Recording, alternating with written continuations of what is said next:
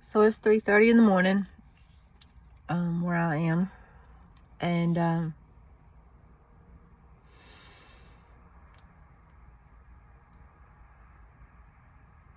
I don't like how my Mother's Day ended. My spiritual daughter out in California, and myself being threatened by people who are trying to traffic her. And I'm doing what I can. I called 911 in Redding and made that report. I talked to an officer, sent pictures of the texts that this person sent me. Like, literally, I was on the phone with her and this person starts texting from a number that I don't recognize and says the same thing that the two people that have already been sent to her to tell her he don't play nice. He said, I don't play nice, and told me to stop talking to her. Obviously, if you've seen my posts, you know that I played it cool, and dude just like literally lined up everything he said. The only thing is we don't have the hard evidence just yet to prove that that number is connected to him. So, and probably won't be able to. I mean, if he's in her phone texting me, telling me that I'm talking to her right now, that's a bit unfucking settling. But this is what I do. I rescued myself, and now I rescue other people and teach other people how to rescue themselves. This is what I do. So, yeah. It's intense. It is not always it's not always fun. It's a little bit scary. Involves a lot of prayer, a lot of strength, a lot of courage and wisdom, because each situation is different. Each abuser is volatile in their own ways, depending on their ethnicity, culture, background, raising, mindset, what spirits they do or don't work with. Like, these people are going in psychologically. The dude told her, he said, I go in and mind fuck women, and then I fuck their bodies. So this is psychological warfare. It is spiritual warfare. It is very real. This is not for the faint of heart. This is for the people who are disciples of Jesus. This is for people who have heart. This is not for your people in the church pews. Y'all pray, because the rest of us is out here in the fucking field, walking with Jesus, doing the thing. Yeah, so I've reached out to church families and stuff. Right now, she's staying with a family. And so she's obviously turned her phone off now, because, dude, it keeps, like, being after her, and then is coming at me. Every time she calls me, he texts me. So, that's not cool. It's very, it's done to intimidate and frighten. At this point, it just pisses me off.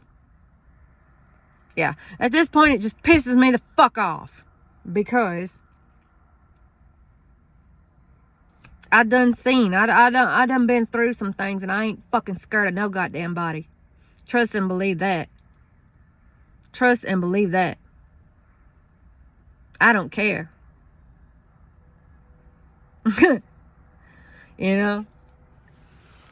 So, yeah, that's where we're at with it right now. But I need everybody's prayers, thoughts, intentions for safety protection. Hard evidence. Hard evidence, because we got to be able to track this number back to this dude. Or some other hard evidence, like people coming forth, like witnesses coming forth. We got to fight, because otherwise this predator is going to be out there, and he's going to keep trafficking women and children. And who did Jesus say to protect? Women and children. Church, you better get on this. I'm telling you right the fuck now, church, you better get on it, or I'm going to be up in them places like Jesus, flipping y'all's tables and calling y'all out. So have fun with that, because I've been messaging some of the churches that are connected with her family, trying to figure out how to get a hold of her parents in Kenya. or her brother, or her white sisters and brothers and whatever that are here. She's adopted. She's Kenyan. She's adopted by white Christian missionaries. They didn't teach her anything.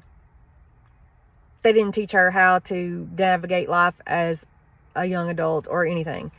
So she's out here not knowing how to budget, not knowing how to pay bills, nothing. I'm having to teach her everything. And especially like I'm trying to teach her how to survive and to thrive and move her way up from being homeless in the streets. And so she was in this program. And in this program is where this guy was. And he's using the program to traffic women. And he's coming in strong with the psychological warfare. He ain't no rookie. So, I need some prayer warriors, intercessors. I don't care who you worship or what you do, what you believe in.